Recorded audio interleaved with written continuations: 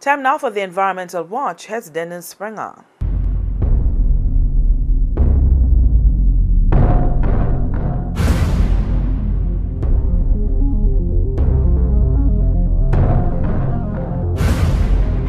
So far, the big news this year has been all about oil, and for good reasons. The recent drop in petrol prices has caused widespread economic and geopolitical dislocation for producers and consumers alike. Analysts, traders, and commentators have watched their fortune ebb and flow, speculating on what happens next. But during all the action, you might have missed an even bigger story. Water, not oil, could be the real commodity to watch in 2015. In January of this year, the World Economic Forum had hardly a group of dyed-in-the-wool environmentalists identified water crises as the most serious global threat in terms of impact on business and society, outranking infectious diseases, proliferation of weapons of mass destruction, and yes, energy price shocks.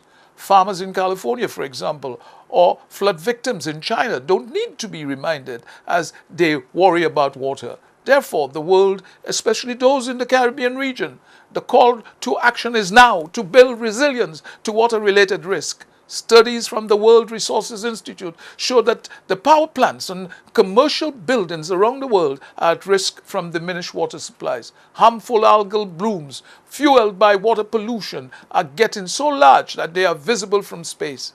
We have exploited surface water to the point that thousands of rivers have literally vanished from the map. Take a trip around St. Lucia, and those who can remember will suddenly realize that many of the rivers where crayfish was found is not dry and is now dry beds with no life until some rain falls. Scientists have been making the point for years that water is not only an economic and environmental threat, but also an existential one.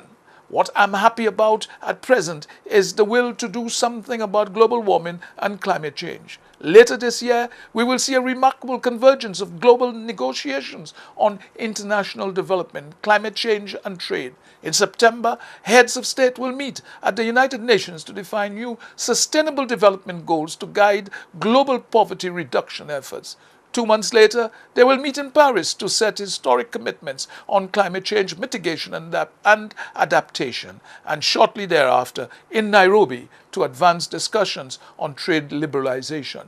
While the scope of these discussions is broad, taken together, they present a compelling global opportunity to build resilience to water risk, if decision makers have the courage, that is, to seize the moment.